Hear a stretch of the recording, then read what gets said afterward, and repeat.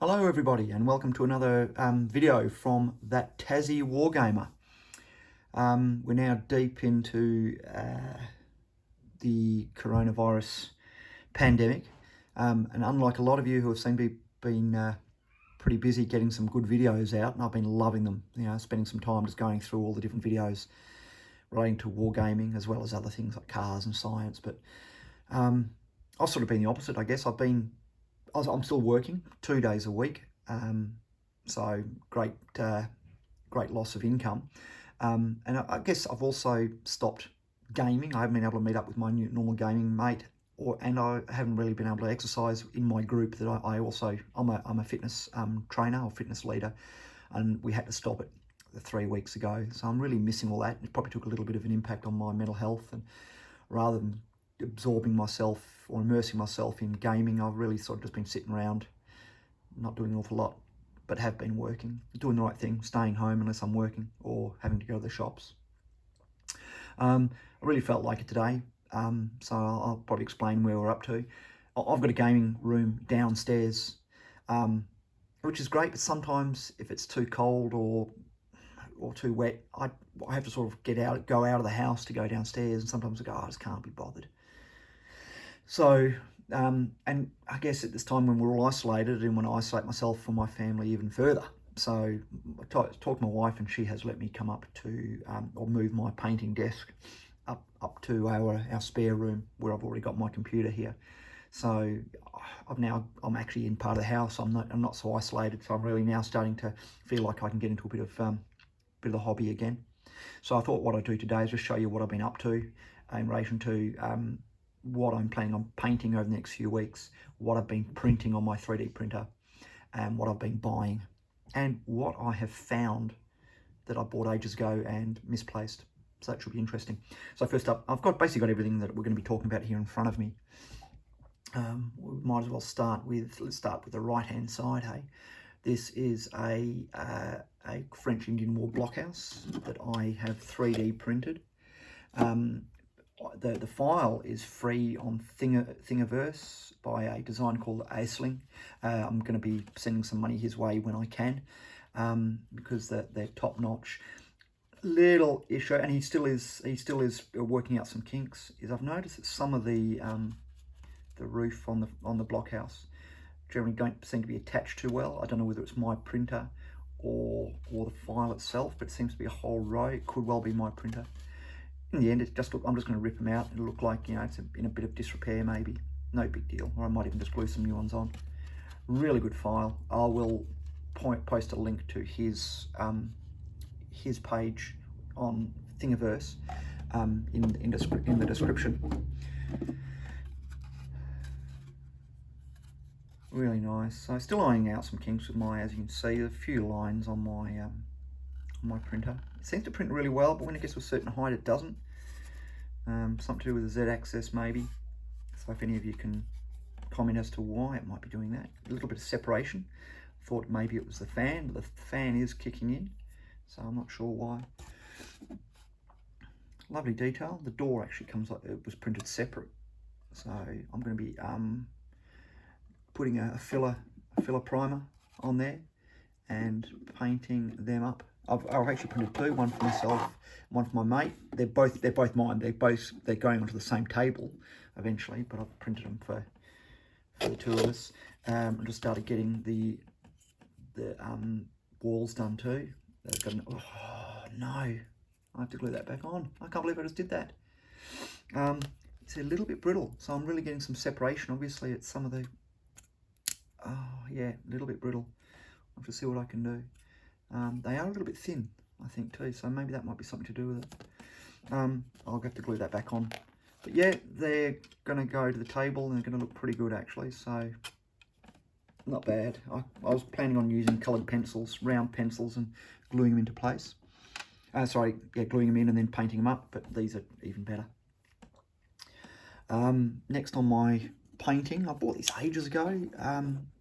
When I started gaming over at Barry's, that mate that I told you that we used to go regularly every Sunday, but he's moved away. We do miss him. We used to play Chain of Command, another great Too Fat Lardies rule set. Barry had all the markers, so I didn't bother printing any of my own markers up. Painting any of my own markers up. But now that Barry's moved away, I'm going to start, you know, I bought these when I bought the rules. Oops, sorry, not that one. I'll get to that one in a second. So I've sprayed them up. Word of caution, if you are spraying MDF, make sure you put a heap of primer, probably 2 or 3 coats of primer, because even after 1 coat of primer, you find it absorbs the paint really easily.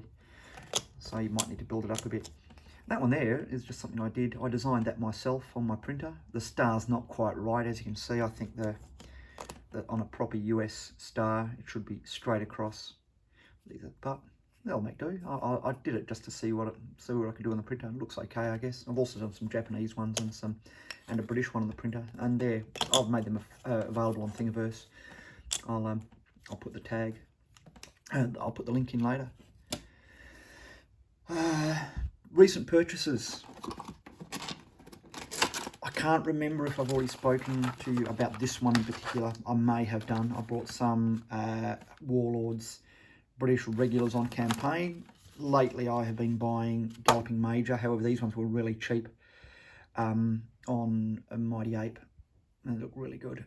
Just a unit of 8. That's going to be perfect. British regulars on campaign, so I'll probably use them as maybe as light infantry.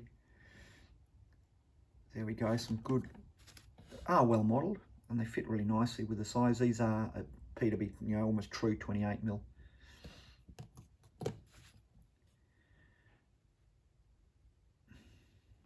I'll be putting them to skirmish bases. So for sharp practice, I put any regulars that I'm planning on using in line onto square bases, square 20mm. And any units I'm just planning on using as skirmishers, I'll put them onto round 25mm bases. If I ever change and decide to play a different rule set, and I can always just prize them off and rebase, but I'm hoping I'll never have to. So yeah, these are recommended. I like them.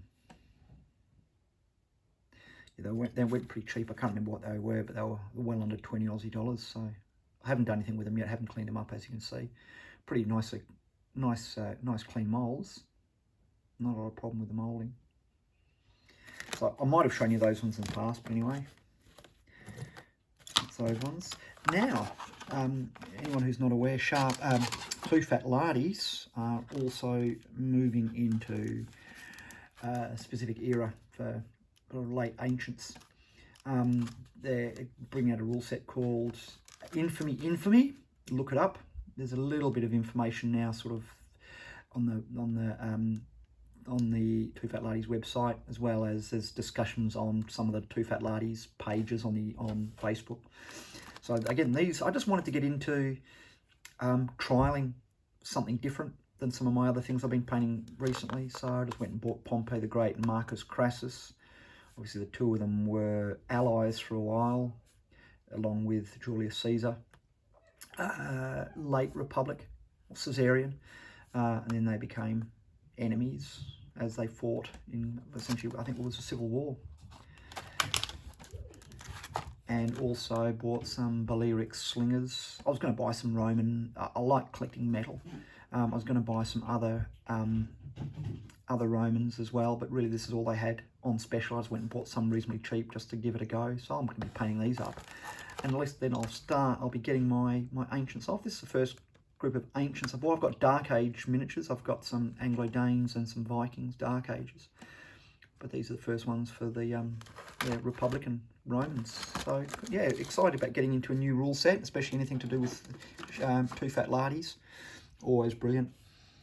I've got some minis here that have been sitting around for a little while, some longer than others. Most of them are still my French-Indian War.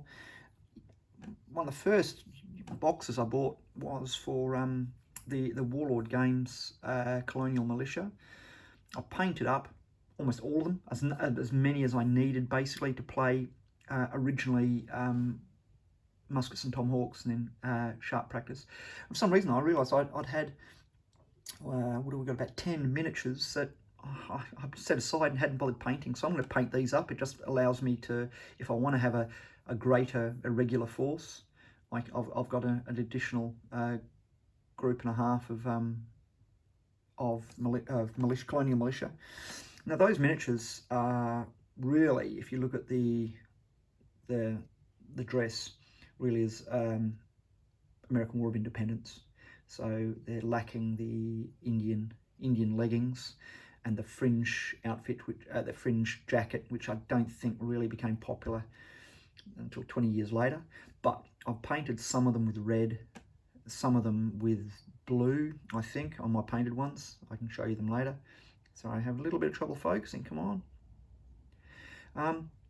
So originally, before I owned any Coeur de Bois, I was using some of these as Coeur de Bois, others as just regular, well, sorry, as just a colonial militia, and they work really well. So I would recommend, if you're starting off and you just want to be able to fill out a force where you can have them as militia or as Coeur de Bois, and the militia for both sides, of course, is getting a box of these colonial militia from Warlord. And then you can always use them if you ever want to get into American War of Independence later. So I've got a handful of those to paint. I like painting, they're pretty easy because they're basically just pretty drab colours. I also had some Indians. Now again, what I did is I bought a few of the Indians. These are from North Star, although there are some that are from Warlord games. Again, I painted up as many as I needed, started painting some more, but then I got into the gaming. I thought I'll set these aside until I really need to paint more. But I do like using Indians. Big units, if you're playing them as a tribe.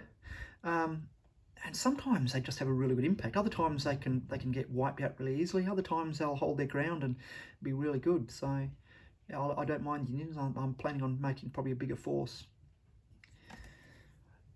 I'm just watching the time here. I'm going to end up doing this video in 2 parts, so I'll probably stop when I get to some soon, in a couple of more minutes, and we'll get started again.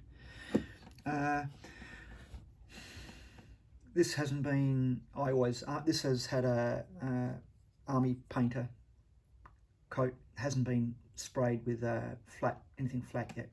So I just paint up some. Now these are a little bit small if you compare them to true, say to a true 28, which would be, say, these guys here. They're very short, but they'll look all right on the table. Like I said, once you're playing, you don't really notice. They're reasonably old. These are Eureka miniatures. I bought them just off eBay, marked as 28, and then yeah, they're a little bit short, and I was umming and ahhing about whether to paint them. I've ended up doing it. I'm not I'm a big fan of getting tart and perfect. So that's it. He was the original one I painted to make sure everything looks good, and now the rest of the units are in various states of painting. Haven't got too much to do now really, probably skin tones, a bit of touching up, and it should be right. So I should be able to get my Scots to the table. I don't play Scots a lot because I've got British and French. John has only got British, so when we get together, he'll be fielding his British, and I'll field my French. But I've got British, and if I ever choose to play at home, if I can never get my family interested, then who knows, I might be able to get both my British and my French. I've got some beautiful Galloping Major British that I really want to get to the table, but they've never been used in anger against my French yet. So I've got the Scots. There we go, just another one there. I might just hold now. You'll see the rest of these. I'm up to the Scots. You'll see the rest of these in my second video. Hopefully I haven't been rambling too much. We've still got some French and some Fallschirmjägers and some books to look at too. So I'll cut it here. That's part 1, and I'll see you all in a little while for part 2. Cheers.